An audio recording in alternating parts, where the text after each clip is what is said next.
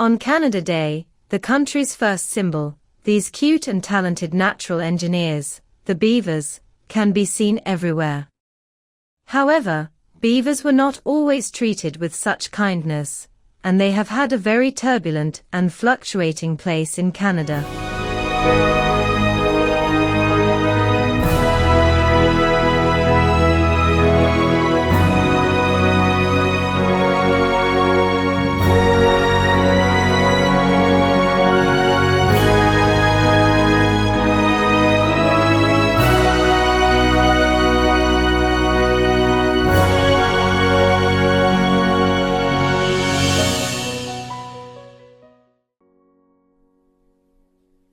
Europe, the 17th and 18th centuries. If you wanted to be recognized in society as a nobleman, a successful merchant, or a man of prestige, there was an unwritten law. You had to wear a hat made of beaver fur. These hats were not just a piece of clothing, they were the iPhone of their time. The absolute symbol of wealth and power.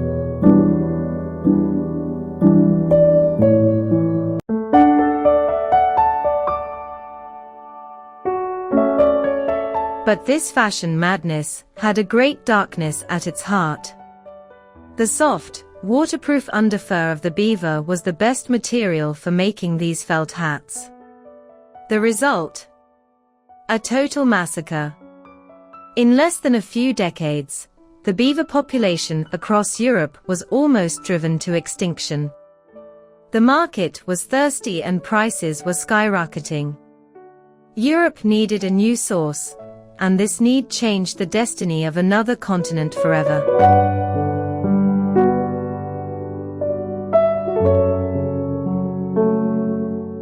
When French and English explorers reached the shores of North America in search of a route to Asia, they did not find gold or spices. They found something far more valuable: millions of kilometers of pristine forest, an endless network of rivers, and millions of beavers with the finest fur in the world. Beaver fur became brown gold.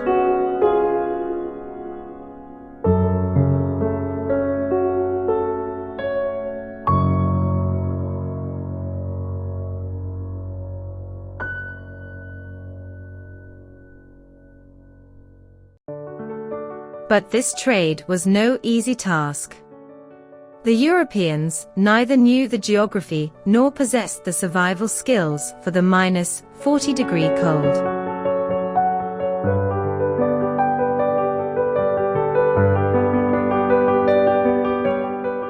This is where the main actors enter, the Indigenous peoples of Canada, First Nations. They had been living with this nature for centuries.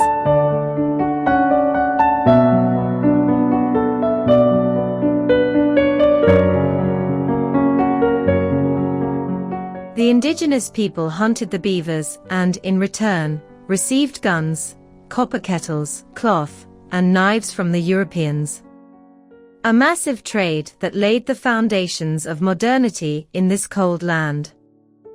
The fur trade was so profitable that it formed the largest commercial monopoly in world history.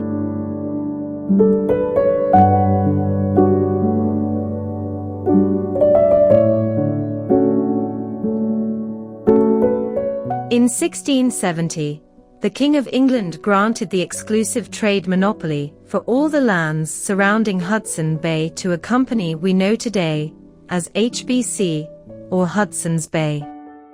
This company practically became the owner of 1/3 of today's Canada. A small kingdom inside a continent.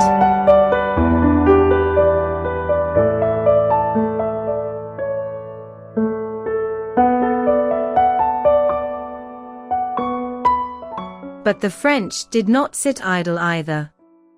A group of adventurous and rugged men, called the Voyageurs, paddled birchbark canoes across thousands of kilometers of rivers, navigated dangerous waterfalls, and put their lives on the line just to reach the furs before their English rivals.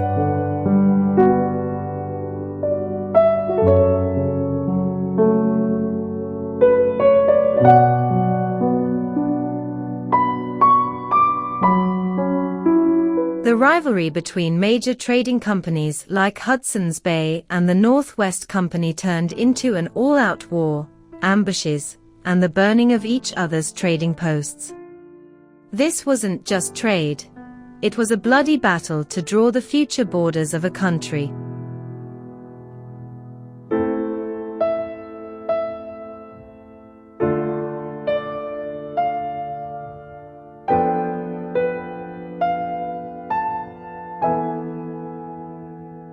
But no empire lasts forever. In the mid-19th century, a sudden storm blew through the fashion world. Beaver-fur hats lost their place to new, lighter silk hats. Put simply, the beaver was no longer trendy. Prices plummeted, and the fur market collapsed. This sudden shift, though it destroyed the economies of many companies, was a miracle for the beavers themselves. Over 2 centuries of ruthless trade, it is estimated that tens of millions of beavers were hunted in Canada, pushing their species to the brink of absolute extinction. The collapse of this market gave these little engineers of nature a chance to breathe and return to the environment.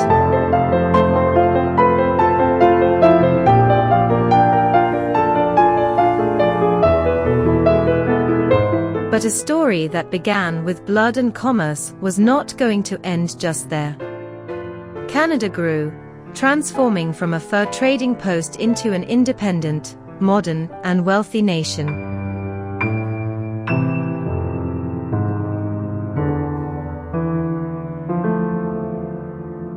But Canadians never forgot to whom they owed the existence of their country. In 1975, the Government of Canada officially declared the beaver as a national symbol of the country's sovereignty. Today, the image of this animal is on your 5-cent coins. It is on the clothing of famous Canadian brands, and its name is etched into the history of this country. Choosing the beaver as a symbol was a clever choice. It is not terrifying like a polar bear, nor proud like an eagle. It is a hard-working, peaceful, family-oriented creature, and an engineer that keeps ecosystems alive all on its own by building dams. Exactly like the image Canada loves to project of itself to the world. From the aristocratic hats of Paris to the coins in your pocket, the beaver unintentionally changed history. An animal that was once a symbol of European wealth is now the symbol of a great nation's identity.